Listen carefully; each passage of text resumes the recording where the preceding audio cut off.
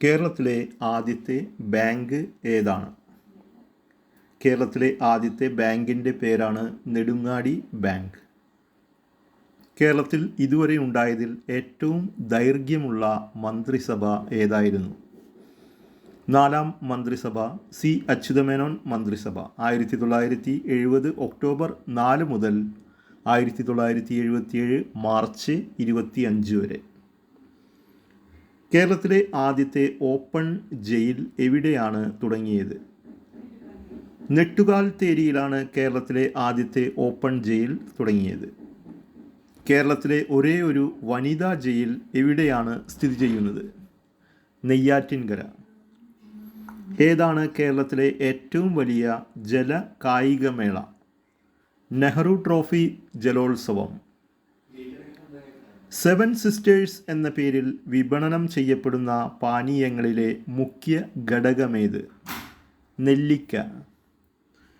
കേരളത്തിലെ ആദ്യ തേക്കിൻ തോട്ടം നിലവിൽ വന്ന സ്ഥലമേത്? നിലമ്പൂർ.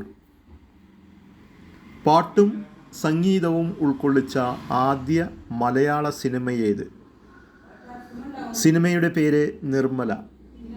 സിവിൽ സർവീസ് പരീക്ഷയിൽ 1-ാം റാങ്ക് നേടിയ ആദ്യ മലയാളി വനിത? നിരുപമ റാവു. കേരള സാഹിത്യ അക്കാദമിയുടെ പ്രഥമ ചെറുകഥാ പുരസ്കാരം ലഭിച്ച കൃതിയേത്? നാലാൾ നാലുവഴി. മലയാളി നിർമ്മിച്ച മലയാളത്തിലെ ആദ്യ ചലച്ചിത്രം? നിർമ്മല. കേരളത്തിലെ ആദ്യത്തെ വനിതാ ചീഫ് സെക്രട്ടറി ആരായിരുന്നു? പത്മ രാമചന്ദ്രൻ. കേരളത്തിലെ ആദ്യത്തെ വനിതാ കളക്ടർ ആരായിരുന്നു? പത്മ രാമചന്ദ്രൻ. കേരളത്തിലെ ആദ്യ IAS ദമ്പതികൾ ആരൊക്കെ? പത്മ രാമചന്ദ്രനും വി രാമചന്ദ്രനും.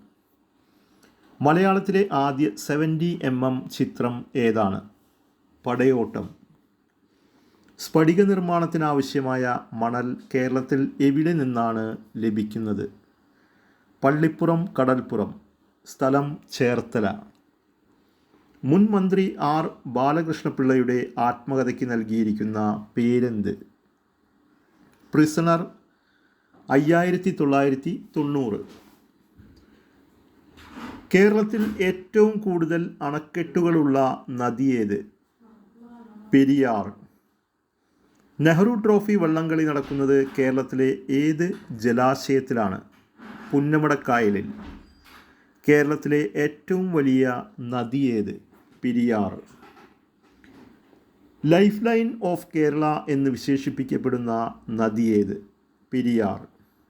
2016 വരെയുള്ള കണക്കനുസരിച്ച് ഏറ്റവും കൂടിയ ഭൂരിപക്ഷത്തോടെ ജയിച്ച് കേരള നിയമസഭയിലെത്തിയ വ്യക്തിയാര്? PJ Joseph.